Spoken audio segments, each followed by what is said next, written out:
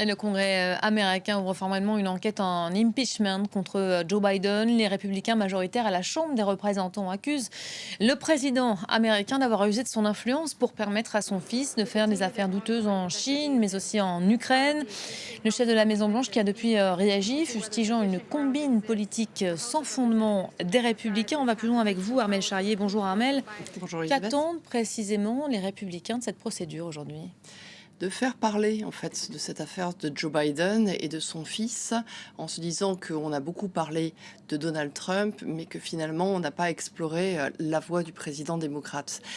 Sur quoi est-ce qu'ils se fondent finalement? Ils se fondent sur le fait que le fils de Joe Biden, pendant qu'il était vice-président sous la présidence d'Obama, a pu accéder à des choses très intéressantes comme un investisseur chinois, comme le conseil d'administration du plus grand gazier ukrainien, d'un des plus grands gaziers ukrainiens, et qu'il aurait utilisé le carnet d'adresse de son père, Grand 1, que Grand 2, il aurait pu avoir des malversations qui auraient pu aussi incorporer Joe Biden, qui aurait pu être au courant et qui aurait pu en profiter.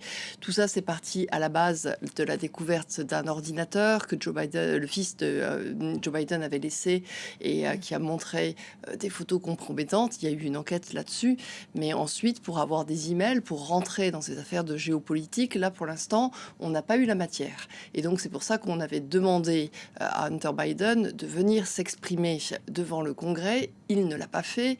Et à partir du moment donné où il l'a pas fait, le président de la Chambre des représentants a lancé cet impeachment sur son père. Et c'est intéressant parce que ça montre une victoire personnelle du président républicain de la Chambre, sachant qu'il y est majoritaire et sachant que tous les républicains n'étaient pas d'accord pour le faire.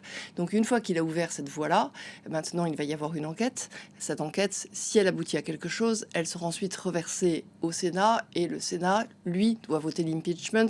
Le Sénat est démocrate. Donc on voit bien que la procédure de l'impeachment, elle n'ira pas jusqu'au bout, mais les républicains disent en attendant, on va parler de cette affaire-là, on va soulever des problématiques et on va empêcher aussi une partie de la campagne tranquille de Joe Biden, si tranquillité il doit y avoir. Voilà, alors que les primaires républicaines vont bientôt démarrer aux États-Unis. Ce sera pour le début d'année prochaine. Merci beaucoup, Armel, pour le décryptage.